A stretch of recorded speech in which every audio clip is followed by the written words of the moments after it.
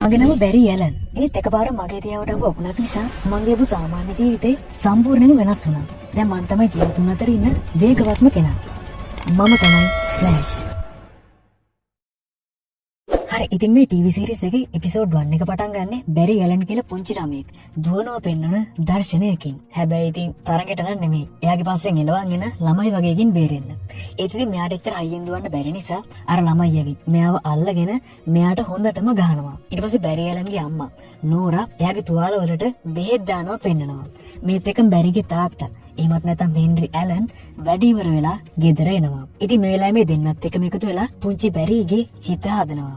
කුමාරි දාරය බැරි නිදාගෙන ඉන්න වෙලාවේ අමුතු සද්දයකුත් එක්ක එකපාරම එයාගේ කාමරේ මාළු ටැංකියේ තියෙන වතුර හරිම අමුතු විදිහට ටැංකියෙන් උඩට එන්න පටන් ගන්නවා. මේත් එක්කම එයාලා ගෙදර පාල තට්ටුවට දුවන බැරි බිම ඉන්න එයාගේ අම්මගේ වටේ අමුතු වෙලි දෙකක් කැරකෙනවා දකිනවා. හැබැයි මෙයා එයාගේ තාත්තයි දෙන්නම එයාගේ අම්මා එළියට ගන්න හැදුවත් බැරිගේ අම්මා කෑ ගහනවා මෙතෙන්ට කිට්ටු වෙන්න එපා එළියට දුවන්න කියලා. අම්මලකින් කොහොමත් එහෙමනේ. මේත් එක්කම ගේ ඇතුලේ හිටපු බැරිවත් එකපාරම ටිකක් අමුතු විදියට ගෙදරින් එළියට යවෙනවා. ඒ කියන්නේ කවුරු හරි කෙනෙක් එයාව අරගෙන යනවා වගේ. මේත් එක්කම කතාව වර්තමානයට. මේ වෙද්දි බැරි නම් ගොඩක් ලොකු වෙලා. ඒ වගේම මෙයා මේ වෙද්දි සෙන්ට්‍රල් සිටි කියන එයාගේ නගරයේම පොලිස් දෙපාර්තමේන්තුවේ අපරාධ ස්ථාන පරීක්ෂකයෙක් විදියට වැඩ කරගෙන යනවා. ඉතින් මේ වෙලාවේ බැරි එයාගේ නගරේ හොරකම් සිද්ධ වුණු තැනකට ඇවිත් ඒ හොරුන් අල්ලගන්න අවශ්‍ය විස්තර ටික පොලිසියට එකතු කරලා දෙනවා. ඊට පස්සේ බැරි වැඩ කරන අතරේ එයාගේ කාමරයට අයිරිස් එනවා. ඉතින් ඇත්තටම අයිරිස් කියන්නේ පුංචි කාලේ ඉඳලම බැරිත් එක්කම එකට හැදුණු වැඩුණු එයාගේ සහෝදරිය වගේ කෙනා. හැබැයි ඉතින් බැරිගේ හිතේ නම් අයිරිස් ගැන පොඩි මෙව්ව එකක් තියෙනවා. හරි, ඒක ගැන ඔයගොල්ලන්ට ඉස්සරහට තේරෙයි. ඉතින් අර බැරි පුංචි කාලේදී එයාගේ ගෙදර වුණ අමුතු සිද්ධියෙන් එයාගේ අම්මව මැරෙනවා.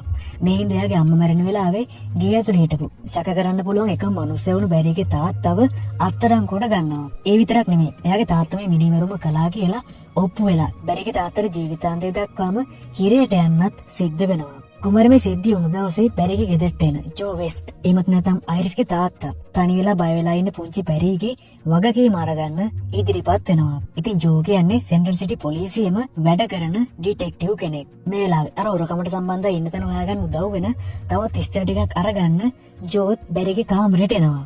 කුමාරි ඉතින් බැරිත් එයාට පුළුවන් උපරිමෙන් ජෝට මේ වැඩේට උදව් කරනවා. ඊට පස්සේ එදාරා බැරි අයිරිස් එක ස්ටාර් ලැබ් එකට යනවා. ඉතින් ස්ටාර් ලැබ් එක කියන්නේ මෙයාලගේ නගරයේ තියෙන විද්‍යා පරීක්ෂණ සහ ඒවට සම්බන්ධ නම් නිර්මාණ ඉදිරිපත් කරලා ඒ වගේ සෑහෙන ප්‍රසිද්ධියක් ලැබපු තැනක්. ඒ වගේම ස්ටාර් ලැබ් එකේ ප්‍රධානීය විදිහට වැඩ කරන්නේ බැරිත් ගොඩක් ආස කරන හැරිසන් වේල්ස් කියලා පුද්ගලයෙක්. ඉතින් මේත් එක මෙයා ඉස්සරහට එන හැරිසන් වේල්ස් එයාලගේ අලුත්ම නිර්මාණය වුණු පාටිකල් ඇක්සලරේටර් එහෙමත් නැත්නම් අංශතරක යන්ත්‍රය ගැන මෙතනට ඇවිත් ඉන්න අයට විස්තර කියනවා. මෙයා කියන විදිහට නම් මේක තමයි භෞතික විද්‍යාවේ මේ වෙනකන් කරලා තියෙන හොඳම සොයා ගැනීම. මේලා මෙතනට ආපු මිනිස්සෙක් අයිරිස්ගේ බෑග් එක හොරකම් කරනවා. හැබැයි ඉතින් බැරි මෙයා පාසෙන් පන්නගෙන ගියත් මිනිහා බැරිටත් ගහලා එතනින් පැනලා යනවා. හැබැයි මේ වෙලාවේ පාරේ ඉන්න එඩී කියලා පොලිස් නියෝජිතෙක් මේ මිනිස්සයාව අල්ලගෙන අයිරිස්ගේ බෑග් එක එයාටම බාර දෙනවා. මේ වෙලාවේ අයිරිස්ට එඩී ගැන පොඩි කැමැත්තකුත් ඇති වෙනවා. හැබැයි ඉතින් බැරිට නම් ඒක එච්චර අල්ලන්නේ නෑ. මොකද මෙයාගේ තේ අයිරිස් ගැන ලොකු කැමැත්තක් තියෙනවා. ඊට පස්සේ බැරිය ටිකක් රෑ වෙලා වැස්සෙම එයා වැඩ කරන තැනට එනවා. ඉතින් ඒ වගේම මේ දවසේ රෑම තමයි හැරිසන් වේල්ස් එයාගේ පාටිකල් ඇක්සලරේටර් එක ක්‍රියාත්මක කරන්න සූදානම් වෙලා ඉන්නේ. මේ අතර ජෝත් එයාගේ සහායකයා ජොනිත් එක්ක බැරි දීපු විස්තර වලට අනුව අර හොරා එහෙමත් නැත්නම් ක්ලයිඩ් මර්ඩන් ඉන්න තැන හොයාගෙන යනවා. හැබැයි මේ වෙලාවේ මර්ඩන් එයාව අල්ලගන්න කලින් ජොනිටත් වෙඩි තියලා ප්ලේන් එකට නැගලා එතනින් පැනලා යනවා. මේ අතර එකපාරම නිවුස් වලට පාටිකල් ඇක්සලරේටර් එක ක්‍රියාත්මක කිරීමේදී ඇති වුණු ප්‍රශ්නයක් නිසා ඒකයිත් ක්‍රියාවිරහිත කරන්න සූදානම් වෙනවා කියලා කියනවා. මෙතෙන් නම් මම ලේසියට පාටිකල් ඇක්සලරේටර් එකට ඇක්සල් එක කියලා කියන්න. ඔන්න ඉතින් මේත් එකම ස්ටාර් ලැබ් එක පැත්තෙන් ලොකු පිපිරීමක් වගේ දෙයක් වෙලා විශාල ආලෝකයක් වේදෙන්න පටන් ගන්නවා.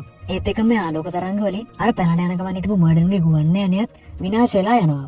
මේ අතර එයාගේ කාමරේ තිබුණු යකඩ දම්බැලක් අල්ලගෙන ඉපු බැරිටත් එකපාරම අකුණක් වදිනවා. කුමාරි මේ අනතුරෙන් පස්සේ බැරිව රෝවල් ගත කරනවත් එක්කම කතාව මාස 9ක් ඉස්සරහට යනවා. ඉතින් මේ වෙද්දි ස්ටාර් ලැබ් එක ඩේන්ජර් ඒරියා එකක් විදියට නම් කරලායි තියෙන්නේ. සහ බැරි ඉන්නෙත් ස්ටාර් ලැබ් එක ඇතුලේ. හැබැයි කොහොමයික. ඒ වගේ මේ වෙද්දි බැරිගේ සෞඛ්‍ය තත්ත්වය ගැන බලන්නේ සිස්කෝ සහ කේට්ලන් කියන දෙන්න. ඇක්සල් එකේ පිපිරීමෙන් පස්සේ ටික දවසක් යනකම් මුළු නගරෙටම ලොකු විදුලි ප්‍රශ්නයක් තිබුණු නිසා ඩොක්ටර් වේල්ස් ජෝගෙත් කැමැත්ත අරගෙන බැරිව එයාගේ ලැබ් එකට අරගෙන එනවා. හැබැයි මේ වෙලාවේ කොහොමයි හිටපු බැරිට එකපාරම සිහි එනවා. ඒකත් ටික ටික නන් නෙමෙයි. හෙනයක් ගෙවුවා වගේම තමයි. ඉතින් කේට්ලන් කියන විදියට නම් අකුණ වැතුණු දවසේ ඉඳලම බැරිගේ සෛලවල ක්‍රියාකාරීත්වය අඩු වෙන වෙනුවට කලින් තිබුණටත් වඩා සෑහෙන හොඳින් වැඩ කරන්න පටන් අරගෙන තියෙනවා. ඒත් එක්කම එතනට හැරිසන් වේල්ස් එනවා. ඇත්තටම ඉතින් බැරිට නම් මේ හැමදේම හීනයක් වගේ. මොකද හැරිසන් වේල්ස් කියන්නේ බැරිගේ ජීවිතේ හිටපු වීරයෙක්. ඉතින් ඒ වගේ කෙනෙක්ගේ ආයතනයක එයාත් එක්ක එකට කතා කරන්න ලැබුණ එක ගැන බැරි නම් සෑහෙන්න සතුටු වෙනවා. හැබැයි ඉතින් වේල්ස් කියන විදිහට නම් ඇක්සල් එක පිපිරුවට පස්සේ එයාට තිබුණු හැමදේම නැති වෙලා ගිහිල්ලා. කොටින්ම කියනවා නම් එයාගේ ලැබ් එකත්. ඒ වගේම අනතුරෙන් පස්සේ හැරිසන් වේල්ස්ට ඇවිදින්නත් බැරි වෙනවා. ඩොක්ටර් වේල්ස් නම් කියන්නේ ඇක්සල් එක ක්‍රියාත්මක කරපු පළවෙනි විනාඩි කිහිපයේ ඒක හොඳට වැඩ කරා. ඒත් එකපාරම ඒක ඇතුලේ නිපදවන විද්‍යුත් ශක්තිය ගොඩක් වැඩි වෙලා ඒක පුපුරවලා ගියා කියලා. ඉතින් එදා බැරිට වෙදලා තින්නේ ඒකින් එළියට ආපු විද්‍යුත් ශක්තිය ගබඩා වුණු අකුණක්ම තමයි. ඊට පස්සේ බැරි කෙලින්ම යන්නේ අයිරිස්ව හම්බ වෙන්න. ඉතින් අයිරිස්ට නම් බැරිව දැක්ක ගමන් ගොඩක් සතුටු හිතෙනවා. ඒත් මේ වෙලාවේ බැරි අයිරිස්සේ කතා කරගෙන ඉන්නකොට මෙයාට තප්පර ගානකට එයාවට සිද්ධ වෙන හැමදේම ස්ලෝ මෝෂන් වෙලා පේන්න පටන් ගන්නවා. ඒත් මේක වැඩි ගණන් ගන්න නැති බැරි ජෝවත් හම්බ වෙන්න යනවා. ජෝ නම් ඉතින් බැරිව දැක්ක ගමන් එයාට සිද්ධ වුණු දේ හැටියට මෙච්චර හොඳින් ඉන්න එක ගැනත් ටිකක් පුදුම වෙනවා. ඒතක මායිත් මෙයාට මේ පොලිසිය ඇතුළේ ඉන්න අත්අඩංගුවට ගත්ත මිනිස්සෙක් පොලිස් කාර්යයක් ළඟ තිබුණු තුවක්කුව කරගන්න හදන එක ස්ලෝ මෝෂන් වෙලා පේනවා. ඉතින් මේ ස්ලෝ මෝෂන් වෙලා පේනවා කියන එකේ තේරුම තමයි මෙයා තප්පර කීපයකට එයා කිට්ටු වෙන හැම කෙනෙක්ටම වඩා ගොඩක් වේගවත් වෙනවා කියන එක. ඒ වගේ මෙයාට තප්පරයකින් වගේ එතනට ගිහින් තුවක්කුව අරගන්න කලින් ඒ මිනිස්සයා පැත්තකට තල්ලු කරලා දාන්නත් පුළුවන් වෙනවා.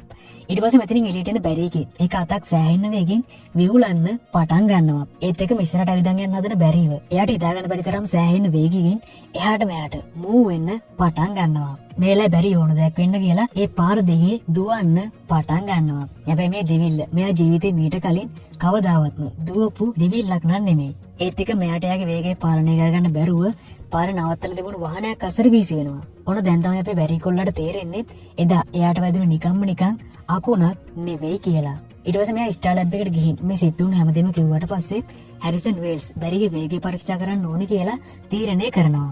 කුමාරි මෙයා සිස්කෝයි කේට්ලන්ව එකතු කරගෙන ලැබ් එකෙන් එළිය තැනක පරීක්ෂණයක් සූදානම් කරනවා.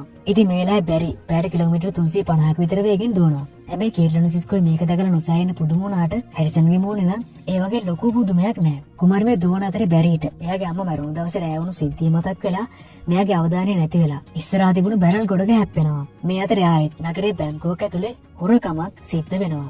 හැබැයි මේ බැංකුවේට නිලධාරීන් කියන විදිහට නම් බැංකුවට ආපු හොරකම කරන්න කලින් එයාගේ අත්වලින් අමුතු මීදුමක් වගේ දෙයක් පිට කරවලා තියෙනවා. කොහොමවත් මේ ළඟට බැරල් ගොඩේ හැප්පිච්ච බැරිට ඒ අනතුරෙන් සිද්ධ වුණු හැම තුවාලයක්ම පැය 3ක් වගේ ඇතුළත හොඳටම හොඳ වෙලයි තියෙන්නේ.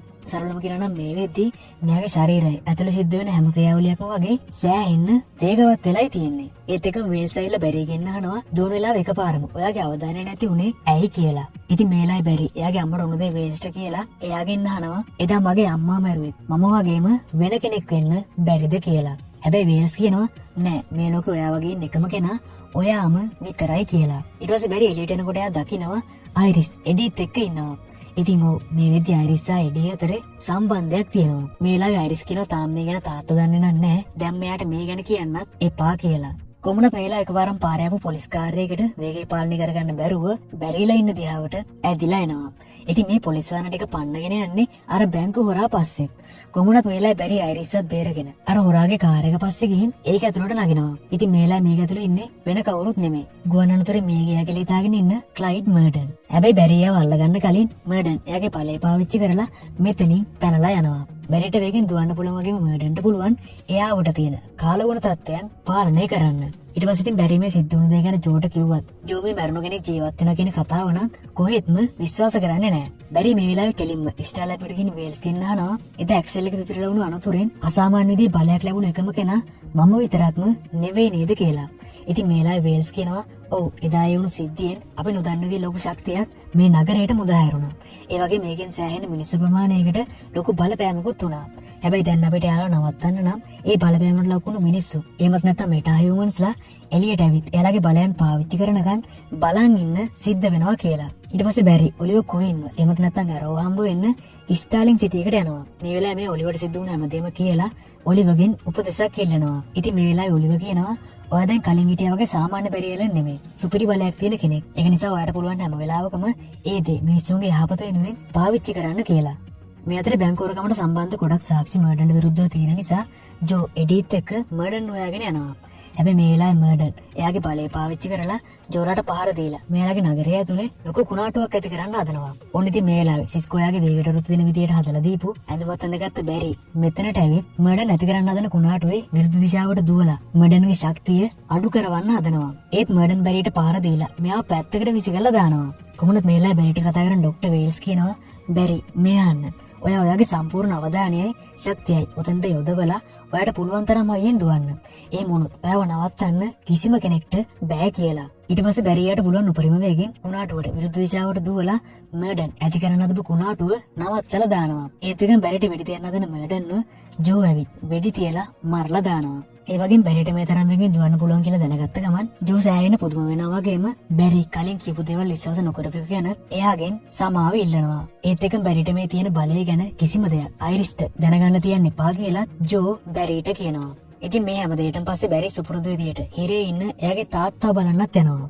ඒත් එකම එපිසෝඩ් එකේ අවසානයේදී ඇවිදින්න බැරි වුණු ડોක්ටර් වේස් ඉස්ටා ලැබ් එක ඇතුලේ තියෙන රාස් කුටීරයක් වගේ තැනකට ගිහිල්ලා එයා හිටපු රෝද පුටුවෙන් නැගිටලා එතන තිබුණු පරිගණකයක් වගේ දෙයක් ගාවට ගිහින් එයාගේ අත තියෙනවත් එක්කම අනාගතේ එන්න තියෙන පුවත්පතක හෙඩ්ලයින් එක හොලෝග්‍රෑම් එකක් පොප් අප් වෙනවා. ඉතින් මේකේ තියෙන්නේ ෆ්ලෑෂ්ගේ අතුරුදාන්නේම තවමත් අභිරහසක් කියලා.